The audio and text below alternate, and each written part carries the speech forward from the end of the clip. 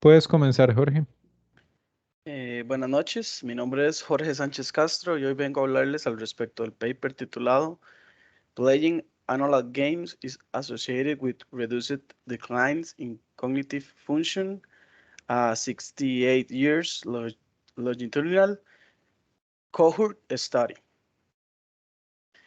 Bueno, como parte de la motivación, eh, todos y cada uno de nosotros vamos en un proceso de envejecimiento paulatino. Lamentablemente, a estas edades nuestras habilidades se van viendo afectadas, tanto física como mentales. Y una de las áreas más afectadas son las funciones cognitivas. Para la salud pública y la medicina geriátrica, y tanto además para nosotros mismos, ya que estamos en este proceso de envejecimiento, este, lo que es el reducir el deterioro de las habilidades cognitivas es un tema que debería de despertarnos mucho interés, ya que esto está relacionado directamente con la calidad de vida que podamos tener en un futuro lejano, digamos en este caso en nuestra edad adulta, de adultos mayores. Por lo tanto, este tipo de estudios, como el realizado en este paper o el que se documenta en este paper, son de suma importancia. El proyecto, el paper como tal, la presentación la vamos a agendar en estos siguientes pasos, básicamente. Primero vamos a ver una sección de antecedentes, donde se va a evaluar las diferencias entre este estudio y algunos de sus antecesores. Luego se explicará el procedimiento, el cual, por así decirlo, las reglas del juego con las que se llevó a cabo el experimento, para luego llegar a un punto donde se muestren los resultados obtenidos, se haga una discusión del experimento propio, donde podremos observar las fortalezas y limitaciones del mismo, y finalmente llegaremos a la conclusión dada por este estudio. Disculpa, listo. Bueno, como antecedentes, debido a este gran deseo de encontrar un método que reduzca el deterioro cognitivo, se han realizado diferentes estudios a lo largo del tiempo. Digamos, ahí casi que siempre se ha dado como una guerra, por así decirlo, o a lo que he entendido, o por lo menos una guerra, pero una comparación entre lo que son, entre dos tipos de estudios diferentes, los que es el estudio de entrenamiento cerebral y el uso de diferentes juegos digitales como tal, y la parte de lo que son los juegos y juegos analógicos, ¿verdad? En estos dos ramas de los estudios, por un lado tenemos los digitales, los cuales, aunque han presentado buenos resultados, estos no han sido muy robustos, o es lo que indican en este paper, debido a que la mayoría de estos resultados no son contundentes y a menudo no se transfieren más allá de un contexto del propio juego, digamos, estas habilidades. Por otro lado, los juegos analógicos sí han presentado varias evidencias que ayudan a disminuir el deterioro cognitivo. Sin embargo, la mayoría de esos estudios tienen muchas limitaciones, más que todo en el ámbito de que no muestrean, por así decirlo, o no llevan un control del cambio de las funciones cognitivas a lo largo del tiempo, ni tampoco controlan muchos efectos que pueden afectar el resultado final del deterioro cognitivo. Llámese experiencias de la vida, situación socioeconómica que vivieron los participantes, entre otros. Entonces, en resumen, aún existe, digamos, aunque existe evidencia de que los juegos analógicos sí ayudan o tienen efectos positivos con respecto a lo que son las funciones cognitivas, esto no es una evidencia sólida, ya que no es, digamos, antes de este experimento se considera o en el experimento indican que no es una evidencia sólida respecto a este tema, ya que no se, digamos, tienen muchas limitaciones los estudios realizados previos. Entonces no se puede, por así decirlo, seleccionar o no hay una gran diferencia entre los estudios que se realizan en juegos digitales y los juegos analógicos. Por lo tanto, de ahí, en este caso, el autor parte para lo que es el planteamiento del experimento, donde digamos, él lo plantea como un estudio co-short, el cual es un tipo de investigación observacional y analítica, es decir, que puede ser visto tanto en prospectiva como en retrospectiva, lo cual hace que, digamos, bueno, en la cual en esta investigación se hace una comparación en la frecuencia de aparición de un evento entre dos grupos, uno de los cuales está expuesto a un factor que no está presente en el otro grupo. Bueno, básicamente después se hace eh, aquí pasamos a la parte ya propia de nuestro experimento, en donde bueno, tenemos una muestra como tal de 1091 participantes, donde todas estas personas, bueno, en este caso se lleva su récord clínico, son independientes, vivían en una misma comunidad y todas tienen la misma edad. De hecho, todas se seleccionó como un grupo de personas que nació en 1936 y son residentes de una comunidad específica de Escocia. Una vez que se hizo esta selección, se separaron esta muestra en grupos según la frecuencia con la que estos participantes jugaban juegos tradicionales.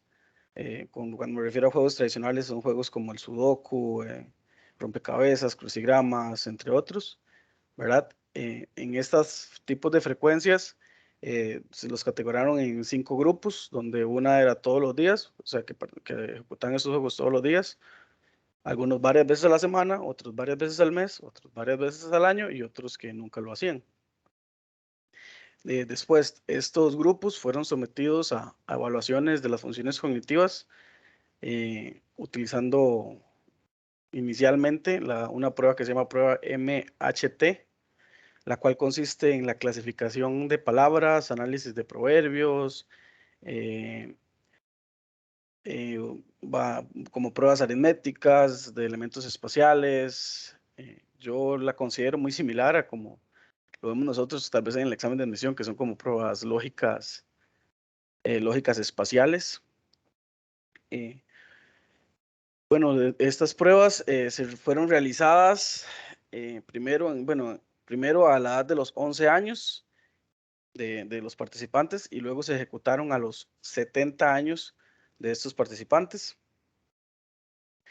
Luego, además de esto, se ejecutó una evaluación de los dominios jerárquicos digamos, de las pruebas de las funciones cognitivas, las cuales son la fluidez, velocidad, la memoria, la cristalización, es como varios dominios de las mismas funciones cognitivas, pero estas pruebas ya fueron ejecutadas a partir de los 70 años. De hecho, se hicieron 14 pruebas a diferentes momentos bueno, a diferentes edades, que fueron los 70, 73, 76 y 79 años. Además, durante los experimentos, para fortalecer el experimento se consideraron varios factores de confusión o covariables, como lo es la educación, el nivel socioeconómico del participante, el sexo, la salud, eh, entre otros. De hecho, gracias a estas covariables, bueno, el autor indica que eliminaron a 11 participantes del muestreo realizado, digamos, entre los 11 y los 70 años, ya que esos participantes o tenían antecedentes de demencia. Por esta misma razón, eliminaron a 37 participantes. Luego, en los muestreos que se realizaron entre los 70 y los 79 años. Hablando un poco más de los resultados, bueno, lo primero, bueno, como resultados y parte del procedimiento, bueno, el primer análisis que se efectuó o que se realizó fue sobre la prueba que se realizó entre los 11 y los 70 años. Para este análisis se determinó como variables independientes, las que vemos de hecho en la imagen de color celeste, ¿verdad? Todas estas fueron nuestras como variables independientes. Y nuestra variable de mayor interés como tal es la que está arriba, que es la de los juegos o la de la frecuencia de los juegos. Además se incluyeron, bueno, además se muestra lo que es la variable dependiente o nuestro resultado, que es la evaluación de las funciones cognitivas a los 70 años. Digamos, lo primero que muestra en el paper respecto a los resultados, es una tabla. De hecho, en esta tabla, digamos, la visualización en esta visualización de los datos es como es numérica, no se observa o no se ven tanta información como se deseara. De hecho, lo que más se rescata es el comportamiento tipo U que presentan los datos, ¿verdad? O en este caso las muestras, donde podemos observar digamos, la mayor concentración se encuentran en los extremos, por eso el comportamiento tipo U, donde el 33% se encuentra ubicado en la alta frecuencia de juegos, digamos, o que lo practican casi que todos los días, y el 20% en lo que es la baja frecuencia o lo que nunca lo practican. Además de esto, también se podría o se puede observar cómo con el transcurso de los años se va disminuyendo la cantidad de participantes, que puede ser debido a fallecimiento o a descartes, como antes mencioné, por temas de salud o salud mental. Entonces ahí se ve cómo se va también disminuyendo la cantidad de la muestra. El primer resultado ya claro e interpretable, que básicamente coincide con la primera hipótesis que ellos plantean, que, que básicamente ellos indican que existirá un mayor rendimiento en promedio de las funciones cognitivas entre los 11 y los 70 años, y aún mayor en aquellos que practicaban más frecuentemente los juegos tradicionales. De hecho, en el gráfico de CAA se puede observar cómo existe una mayor diferencia en aquellos, que tienen una alta frecuencia de juego.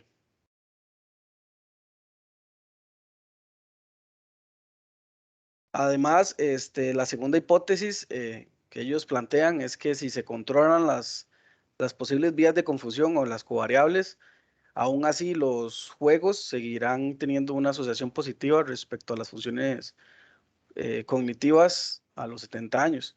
Y de hecho acá es donde ellos presentan, por así decirlo, el gráfico ya más detallado, o este diagrama más detallado, donde se indica como, por así decir, las dependencias entre las variables y el peso que tienen para el resultado.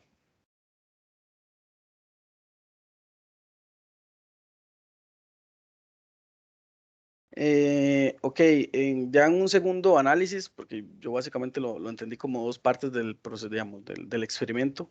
En esta segunda fase es donde se analizan los cambios cognitivos efectuados entre los 70 y los 79 años.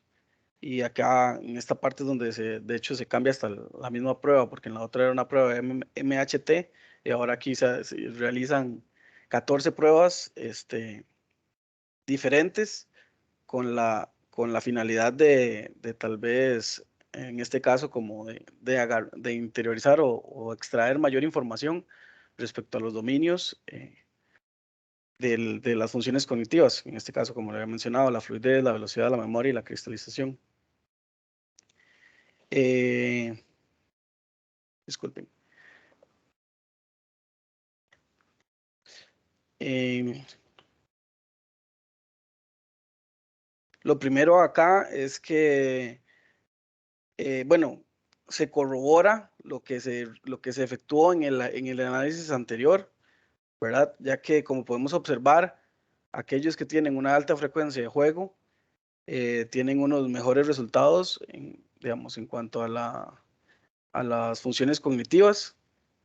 Sin embargo, digamos, como se observa en las gráficas a lo largo del, del tiempo, entre esos años, de los 70 a los 79, en realidad la mayoría conserva una misma pendiente o una pendiente muy similar, a excepción de lo que es el subdominio de la memoria, donde en este ámbito la pendiente sí se ve más diferente, en este caso positivamente. Entonces acá ellos sacan como conclusión de que, o como análisis, de que en el subdominio de la memoria, el cual es de suma importancia para lo que es las funciones cognitivas, sí se ve bastante beneficiado si se ejecutan, eh, en este caso, eh, disculpe, es que me llegó un mensaje y me distrajo. En este caso, eh, si se, volviendo a la idea, que en la memoria si se ejecutan o se tiene una mayor frecuencia de juegos analógicos, la memoria como tal, como subdominio de la memoria, va a tener un mejor resultado.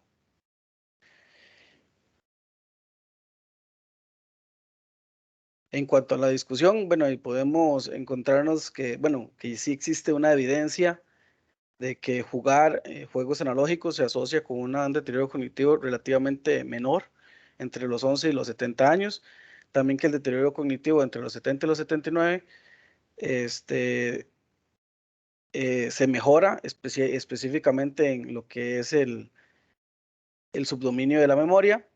Además, se rescata eh, que, que existieron algunos participantes que durante el experimento como decidieron aumentar la cantidad o la frecuencia con la que jugaban juegos analógicos, en donde se observó que estos participantes que hicieron este cambio tuvieron beneficios principalmente en el subdominio de la velocidad. Sin embargo, después ellos mismos, al final del paper, descartan o le quitan, por así decirlo, validez este resultado, debido a que ellos consideran que la muestra fue muy pequeña, ya que solo un 160 personas, en este caso, hicieron este cambio. Entonces, ellos consideran que la muestra es muy pequeña, entonces no le quieren dar validez como tal o como una conclusión del experimento. Al analizar el experimento, podemos extraer varias fortalezas, al igual que de limitaciones. Si iniciamos con las fortalezas del experimento, es principalmente que ataca las debilidades que presentaban los estudios en ese caso, ya que utiliza una muestra longitudinal muy amplia, es decir, tiene un rango de seguimiento de los objetos de prueba muy amplio, ya que, como vemos, se hizo una misma prueba cognitiva a los 11 años del participante y a los 70. Esos son 60 años digamos, una comparación directa entre 60 años de diferencia. Además de eso, el estudio eh, tiene el acceso y considera la información socioeconómica de los participantes, así como el nivel de estudio, estado de salud y demás factores. Esto le ayuda a tener un panorama más amplio y más claro, digamos, a contemplar mayores variables como tal que pueden afectar el resultado. Sin embargo, por otro lado, eh, ellos indican también que las limitaciones del propio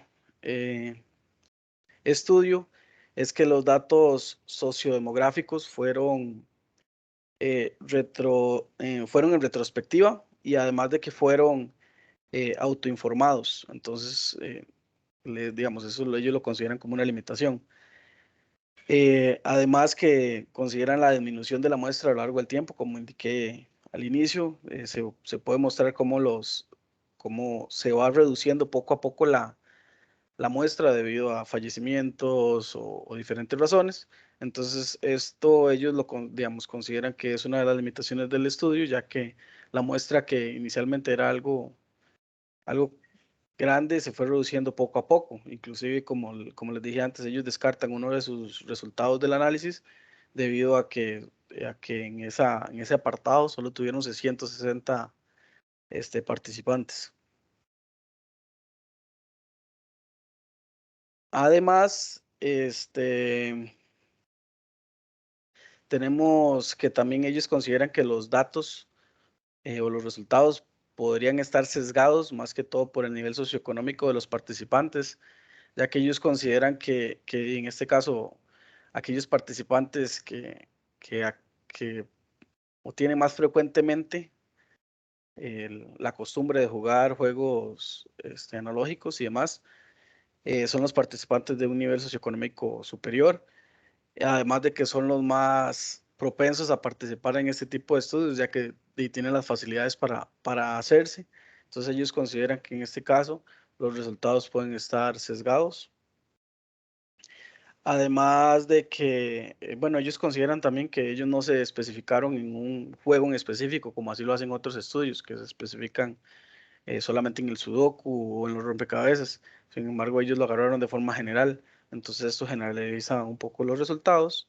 Además, ellos consideran, bueno, el experimento o el estudio como tal no se considera como un ensayo controlado aleatorio, ya que no puede, digamos, no pueden concluir que se ha controlado todos los factores de confusión que podrían sesgar los resultados. Entonces, se considera de esta forma.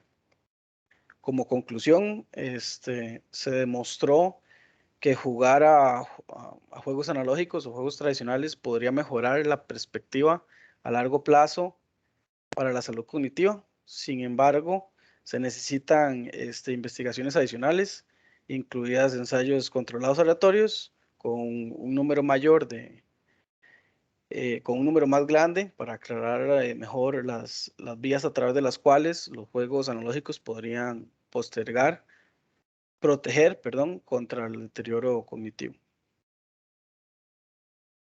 Muchas gracias. No sé si tienen alguna duda. Perfecto, muchísimas gracias y Jorge Enrique por la presentación. Vamos a parar aquí la grabación.